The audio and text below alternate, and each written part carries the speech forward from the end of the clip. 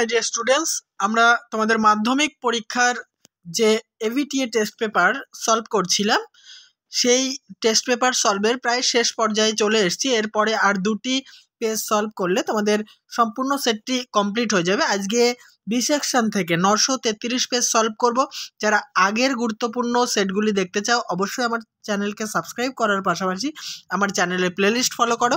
ওখানে একদম নির্ভুলভাবে আমি টেস্ট পেপার সলভ করেছি।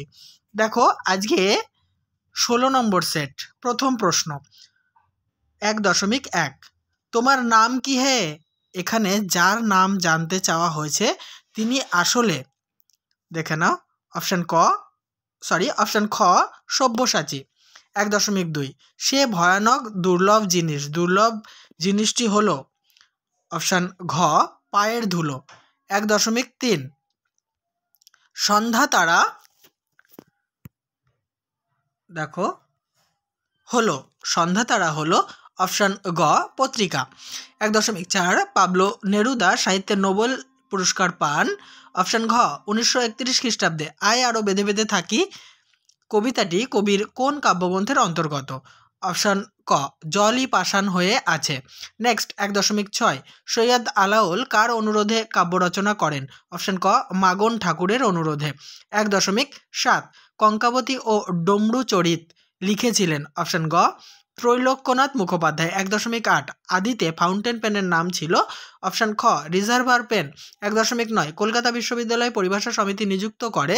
অপশন খ 1936 খ্রিস্টাব্দে। 1.10 ক্রিয়ান্বয়ী কারকম কথাটি বলেছেন? অপশন গ পানিনি। 1.11 অনুসর্গের অপর নাম? অপশন ক পরসর্গ। নেক্সট 1.12 সমাস হলো? অপশন গ পদে পদে মিলন।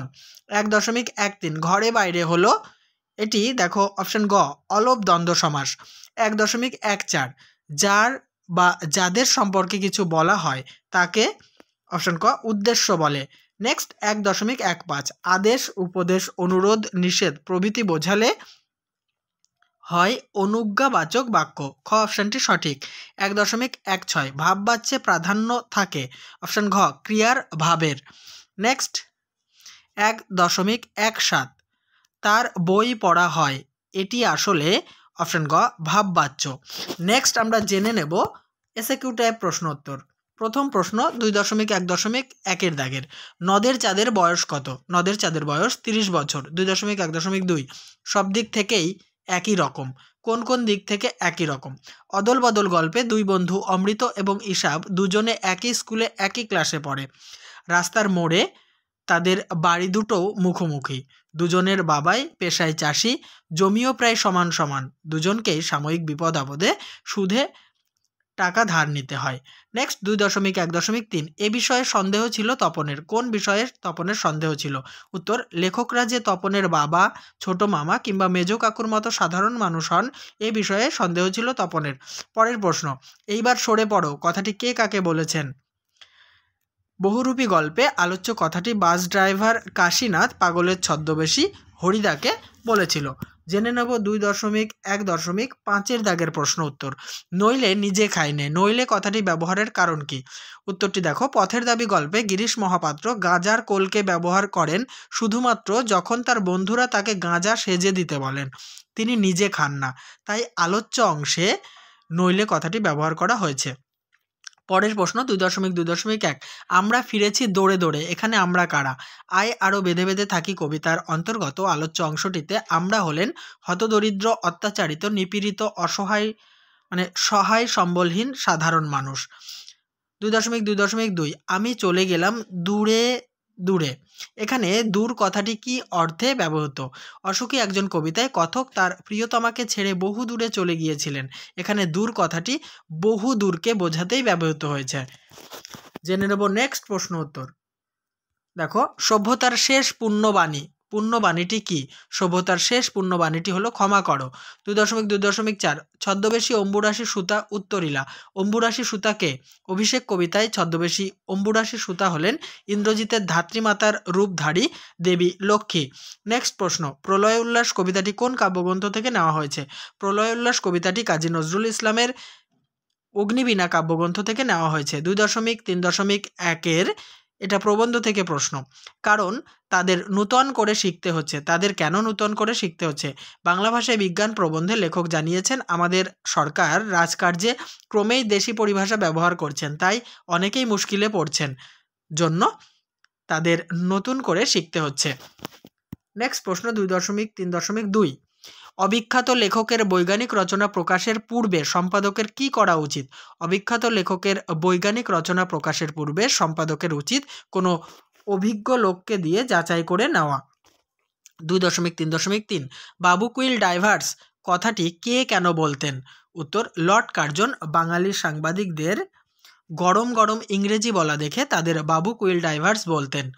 2.3.4, দোয়াত কত রকমের হতে পারে? হারিয়ে যাওয়া কালিকলম প্রবন্ধ থেকে জানা যায় দোয়াত বিভিন্ন রকমের হতে পারে, যেমন কাচের, কাঠগ্লাসের, পোর্সেলিনের, শ্বেত পাথরের, জেডের, পিতলের, ব্রোঞ্জের, ভেড়ার শিংয়ের, এমনকি সোনার দোয়াতও হতে পারে। এবারে ব্যাকরণগত প্রশ্ন উত্তর আলোচনা করব। তার আগে বলি, অবশ্যই ভিডিওতে লাইক, কমেন্ট এবং শেয়ার করো। আর কেমন লাগছে আলোচনা অবশ্যই কমেন্টে লিখে জানাতে ভুলো না। আর আগের পর্বের সমস্ত সেটগুলি দেখার জন্য অবশ্যই আমার চ্যানেলের প্লেলিস্ট অল টাইম ফলো করো। দেখো, প্রথম ব্যাকরণগত প্রশ্ন, কারক কাকে বলে? বাক্যে ক্রিয়াপদের সঙ্গে বিশেষ্য বা বিশেষ্য স্থানীয়, এক্ষেত্রে সর্বনাম পদ আর কি, পদের যে সম্পর্ক তাকে কারক বলে। নেক্সট প্রশ্ন, বিভক্তি ও অনুসর্গের একটি পার্থক্য লেখো। বিভক্তির নিজস্ব কোনো অর্থ এবং স্বাধীন ব্যবহার নেই, কিন্তু অনুসর্গের নিজস্ব অর্থ এবং স্বাধীন ব্যবহার আছে। 2.4.3, তিনি তর্কে পণ্ডিত ছিলেন, চিহ্নিত পদটির কারক ও বিভক্তি নির্ণয় করো। এই যে তর্কে, একটা কথা মনে রাখবে, তুমি যদি প্রশ্ন করতে যে তিনি কিসে পণ্ডিত ছিলেন, উত্তর আসতো তর্কে, তাহলে কর্মকারক হতো, কিন্তু এখানে কিন্তু কর্মকারক হবে না। অধিকরণ কারক, যেমন তিনি অঙ্কে কাঁচা, এই যে অঙ্ক একটা বিষয়, তাই এটা কিন্তু অধিকরণ কারক। তেমনি এই যে তর্ক একটা বিষয়, তিনি তর্কে পণ্ডিত ছিলেন, তাই এটি কিন্তু অধিকরণ কারক হবে, কর্মকারক হবে না। তর্কে এ বিভক্তি, অধিকরণ কারকে এ বিভক্তি। নেক্সট, সমসমান পদ কাকে বলে? যে পদগুলির সমাস করা হয় সেই পদগুলিকে সমসমান পদ বলে। যেমন ধরো, বিস্ময়কে আপন্ন, হ্যাঁ, এটা একটা ব্যাস বাক্য, একে যদি আমরা সমাসবদ্ধ পদে পরিণত করি তাহলে লিখব হচ্ছে বিস্ময়াপন্ন। এখানে যে বিস্ময় আর আপন্ন, এই পদ দুটি হচ্ছে সমসমান পদ। ঠিক আছে, এবারে জেনে নেব 2.4.5 দাগের প্রশ্ন, একটি একশেষ দ্বন্দ্ব সমাসের উদাহরণ দাও। তুমি ও সে, তাকে আমরা বলবো তোমরা। নেক্সট, ব্যাসবাক্য সহ সমাসের নাম লেখো। মহাযুদ্ধ, মহা ব্র্যাকেটে মহান, যে যুদ্ধ, তাকে আমরা বলবো মহাযুদ্ধ, এটি কর্মধারয় সমাসের উদাহরণ। নেক্সট, যোগ্যতা বলতে কি বোঝো? বাক্যের পদগুলি বসে অসঙ্গতি ছাড়াই ভাব প্রকাশ করলে তাকে যোগ্যতা বলে। দেখো, উদ্ভটভাবে যদি কোনো কিছু বলা হয়, গরু আকাশপথে হেঁটে যাচ্ছে, আগুনে জলে আগুন লেগে গেছে, এগুলো কিন্তু যোগ্যতাহীন বাক্য। এই জন্য বলা হয়েছে বাক্যের পদগুলির মধ্যে কোনো অসঙ্গতি থাকবে না, সেই হিসাবে ভাব প্রকাশ করলে তাকে যোগ্যতা বলা হবে। নেক্সট, শর্ত সাপেক্ষ বাক্য কাকে বলে? যে বাক্যের দ্বারা কোনো কারণ বা শর্ত প্রকাশ করা হয় তাকে শর্ত সাপেক্ষ বাক্য বলে। যেমন, মন দিয়ে লেখাপড়া করলে তবেই ভালো ফল করতে পারবে। 2.4.9, অপরিচিত ছিল তোমার মানব রূপ উপেক্ষার আবিল দৃষ্টিতে, এটাকে জটিল বাক্যে রূপান্তর করতে বলা হয়েছে। উত্তরটি দেখে নাও। উপেক্ষার আবিল দৃষ্টিতে যা অপরিচিত ছিল তা তোমার মানব রূপ। নেক্সট বা শেষ ব্যাকরণগত প্রশ্ন, ঘণ্টা বাজে, এটি কোন বাচ্যের উদাহরণ? এটি কর্মকর্তৃবাচ্যের উদাহরণ। শাক বাজে, ঘণ্টা বাজে, বাঁশি বাজে, কাসর বাজে, সমস্ত কিছুই হচ্ছে কর্মকর্তৃবাচ্যের উদাহরণ। 9 দাগে চলিত বাংলায় অনুবাদ করতে বলা হয়েছে, এক লাইন করে বলছি, তোমরা মেলাতে থাকো। Last Sunday was a memorable day in my life, গত রবিবার আমার জীবনের একটি স্মরণীয় দিন ছিল। Next line, I went to the river for taking my bath as usual, যথারীতি আমি নদীতে স্নান করতে গিয়েছিলাম। নেক্সট লাইন, দ্য বাথিং ঘাট ওয়াজ নট ক্রাউডেড দেন, তখন স্নানের ঘাটে ভিড় ছিল না। পরের line, only 2 boys were bathing in the river at the time, কেবল 2টি ছেলে সে সময় নদীতে স্নান করছিল। তাহলে আমার এই পর্বের ভিডিওটি সমাপ্ত হলো, আর মাত্র 2টি সেট সমাপ্ত করব, তারপরেই কিন্তু আমাদের টেস্ট পেপার সলভ সমাপ্ত হবে। অবশ্যই কেমন লাগছে আমার আলোচনা লিখে জানাতে ভুলো না, আর প্লেলিস্ট ফলো করতে থাকো।